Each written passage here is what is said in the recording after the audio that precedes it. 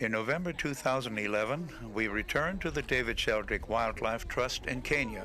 This time, we were joined by our daughter Sean and her husband Michael. We began our visit by attending the orphans' midday feeding and mud bath at the Trust nursery.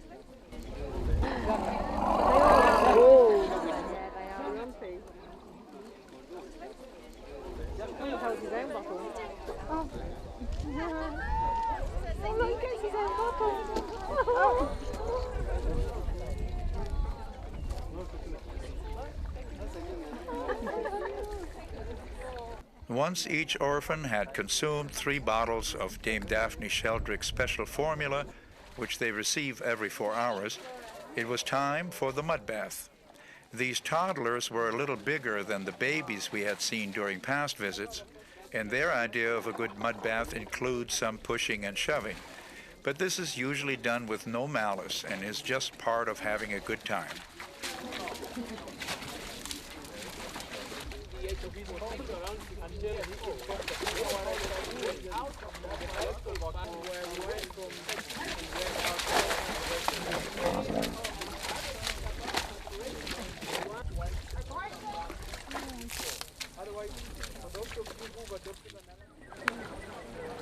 Now that the visiting hour was over, orphans and keepers were headed for the bush, but we would return later to join them.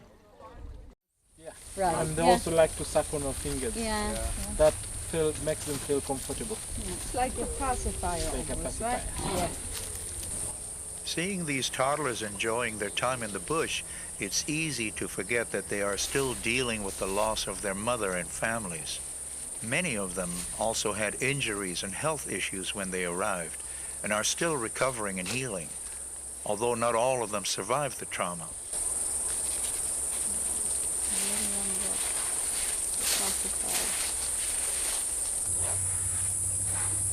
After spending the afternoon browsing, playing as well as scratching, the mini herd became a little restless, eager to return to the stalls where their bottles were waiting for them.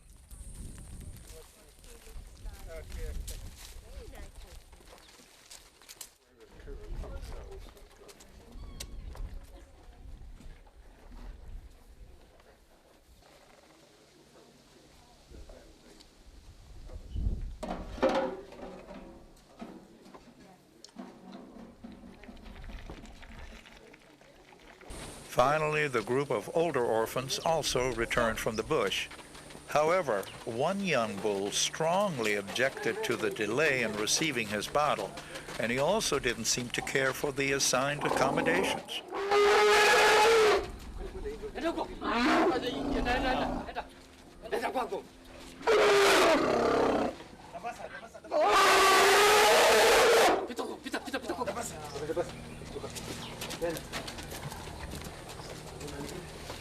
That's a naughty boy. Oh, he's in trouble.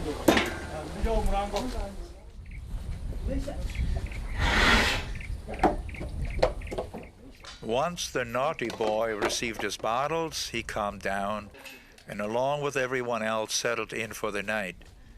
The keepers rolled out their beds hoping to get 4 hours of sleep before being woken by their charges who would demand to be fed again. So we took our cue and left to get some sleep as well. For the next morning, we would join them in the bush once more.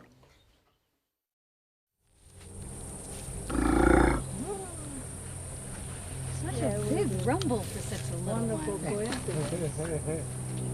I'm used to the big rumbles, but that's impressive. The little one? Yeah. Big rumble.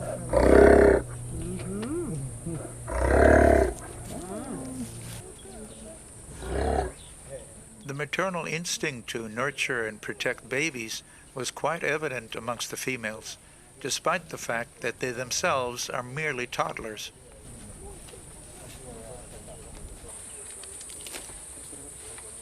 Having lost their elephant families, the keepers are the orphan's substitute human family and are extremely important to their well-being.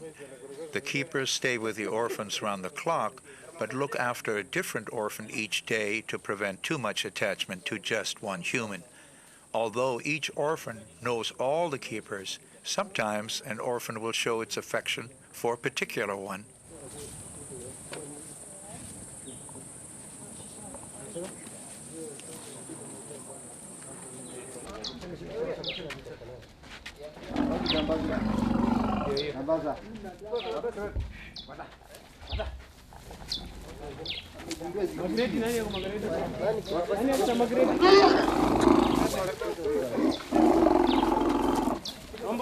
The orphans are transferred to the Trust Voi and Ithumba rehabilitation centers in Savo only once they are psychologically and physically stable and are at least 2 years old. However, before they take their long road trip, they have to get used to entering the truck, so when the big day comes, there are no delays.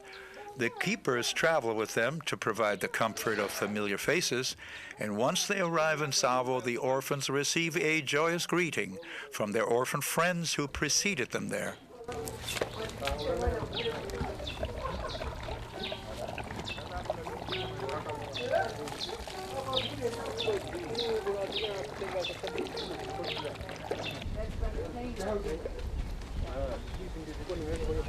The next morning, our foursome would also transfer to Savo, but first we wanted to spend our last afternoon at the nursery with our friends in the bush. A tiny baby was shadowed by its self-appointed guardian. Some worked on their dusting skills, but altogether, the orphans seemed to simply enjoy a lazy afternoon.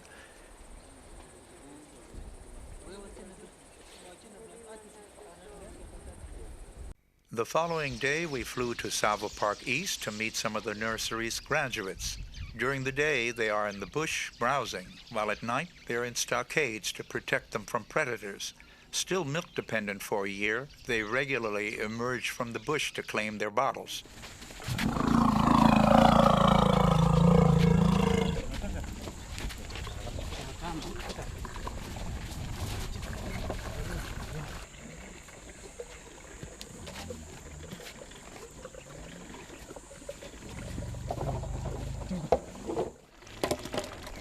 Higher.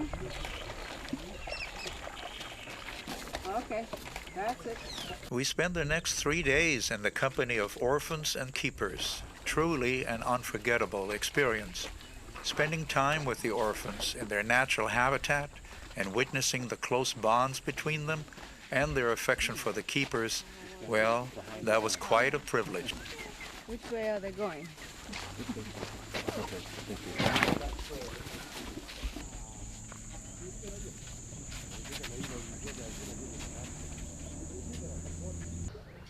When we arrived at the stockade the next morning, we found several ex-orphans standing outside the gate. They were waiting to accompany their friends, who were still finishing their bottles, on their morning excursion into the bush.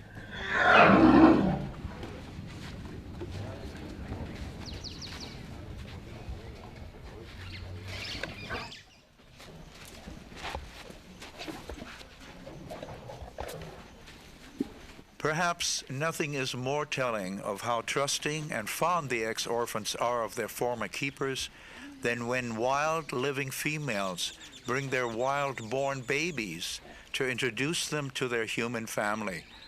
This has happened several times now, and it is absolutely unthinkable with wild elephants.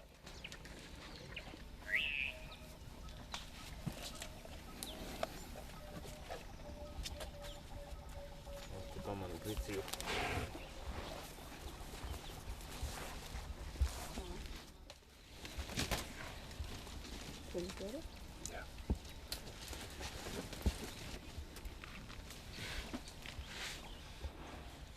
This little bull is called Ololo, but the keepers call him All Alone because he doesn't join the others. He does, however, have the protection of a female who comes to his side whenever he calls.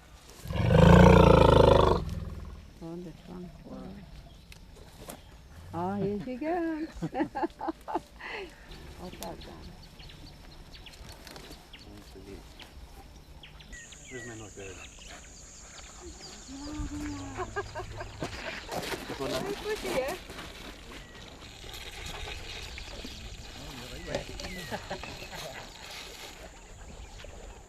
The orphans spend the afternoon following their usual routine, emerging from the bush to receive their bottles of formula, getting a fresh coat of dust, and then loitering about until the keepers guided them back into the woods and later to the safety of the stockades.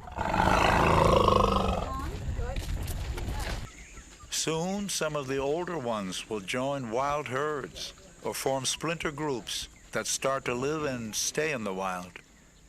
While they will often return to visit their friends and human family, they will spend most of their time without the protection of the keepers.